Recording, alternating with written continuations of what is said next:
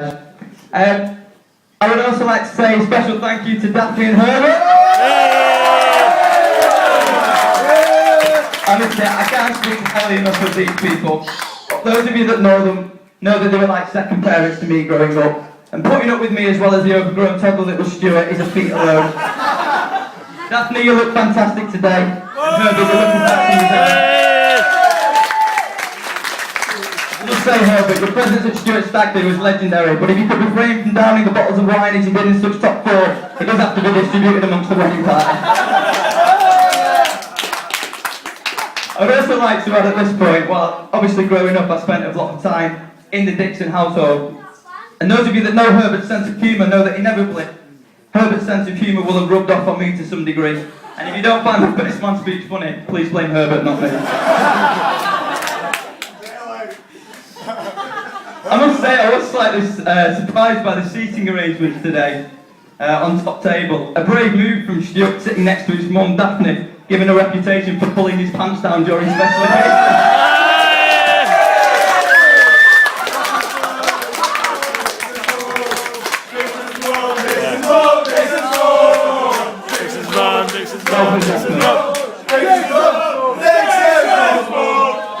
Okay, finally Stuart and Emily, Greenie asked me to extend a special thank you to you for having a wedding in this country, given his reputation for missing flights.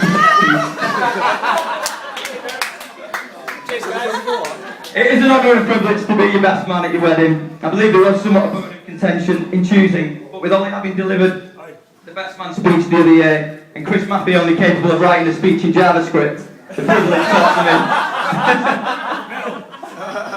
Okay, so with all the formalities out of the way, I'd like to cut to the chase, and the bit you've all been waiting for. Stuart James Dixon. Born the 1st of November 1984. I did look on the internet for this day to see if any significant events had happened, and it's fair to say on the 1st of November 1984, nothing of significance did happen. He's always been a bit of a clown, Stuart. This photograph was taken before he had the cock removed from his head.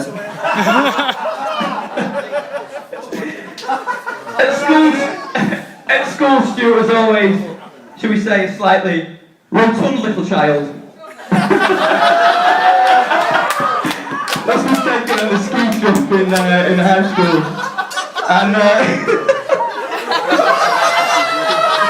he was always a little taller than average, actually, but he never fully gained his height until later in secondary school.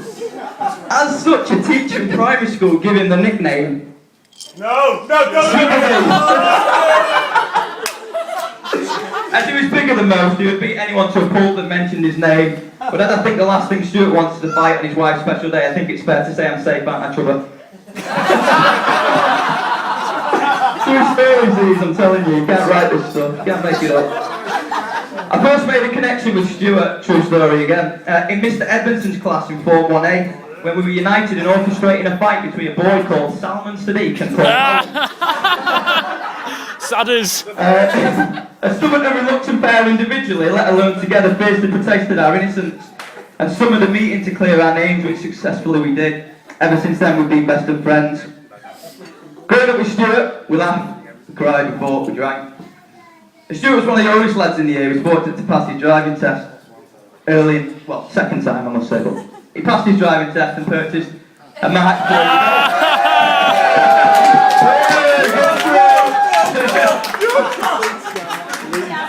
As you can imagine, it had the tinted windows, fake leather bucket seats, new grille, alloy wheels, a thumping sound system. As if that wasn't enough to identify Stuart, he proceeded to get his name made out of stickers and plaster it across the front of the car.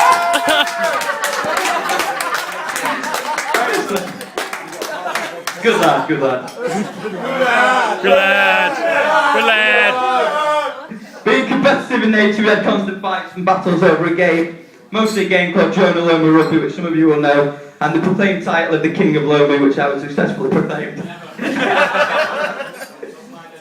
Okay. Moving on. It was at university when Stuart first met Emily.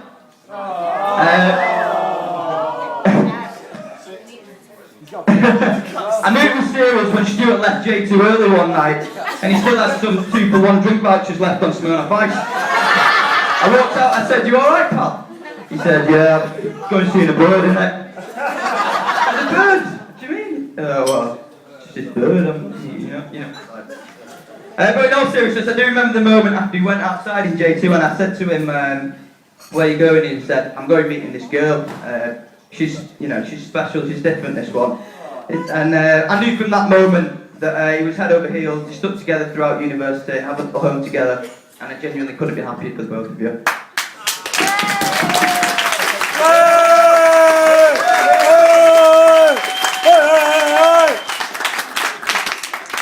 Emily passed the infamous St. Bowers test.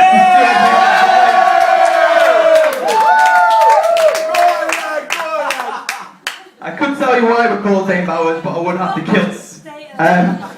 As you may well be aware, we have an incredibly close group of friends, and I think what's so special about it is that we've all stayed together after such a long time. All new partners must be vetted, and as Stuart previously explained, when she didn't run a mile and we were all chanting the wedding march with 12 lads down Lostock Island, was it? We knew she was a keeper. Okay. So years went by, and Stuart proposed to Emily. So years went by, and Stuart proposed, and Emily said yes. On their last night before wedlock, Stuart decided to get all romantic. He said to Emily, "I'd like you to tell me a sentence that makes me happy as well as sad at the same time." She said, "You've got a bigger willy than your brother."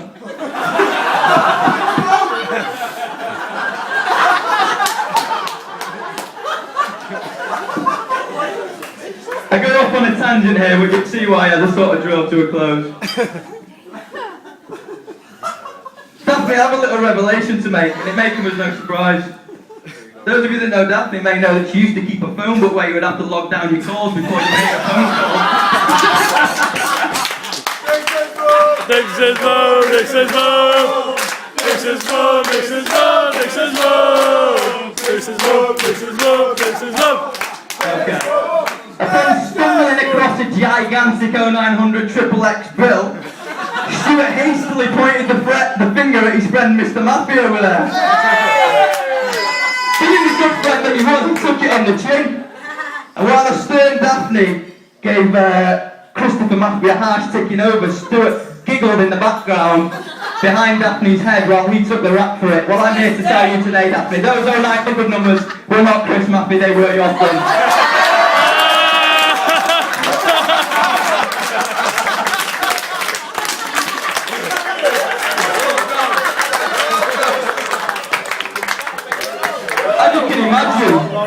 I was a little concerned about Emily finding out about this sleazy side of Stuart.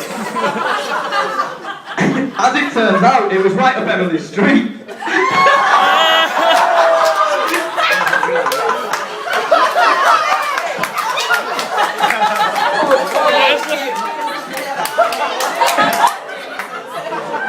As if this wasn't bad enough, I discovered that this pastime of Stuart isn't exclusive to Emily.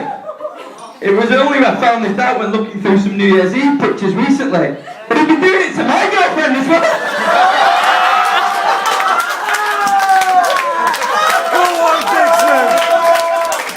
Gentlemen, what's your girlfriend tonight?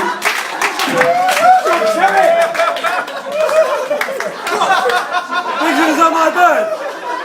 Okay. Let's cover that up. It wasn't all plain sailing for me and Emily though, so a little birdie tells me that you just didn't get me at first then. I mean, what's not to get? I'm cocky, I'm arrogant, I'm self-centered, and I leave Stuart astray. Why would you not like me? We have over the years developed a great friendship, and despite you trying to kick me in the head with the odd karate kick when you drink, and blaming me for the scar on the back of your husband's head, we've got very close. In my defence, I wasn't there as I retired for an early night.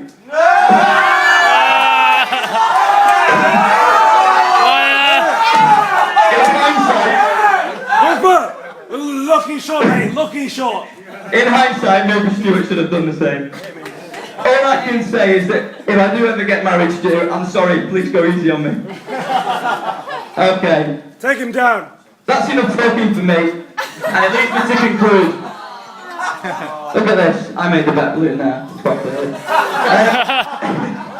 I would like to end with this. Stuart, we've been more than friends over the years. We've been family. You're loyal, you're kind, and you're a really genuine person. Whilst you know deep down in your heart you'll never be the king of Lermu, at least now you have a beautiful queen by your side.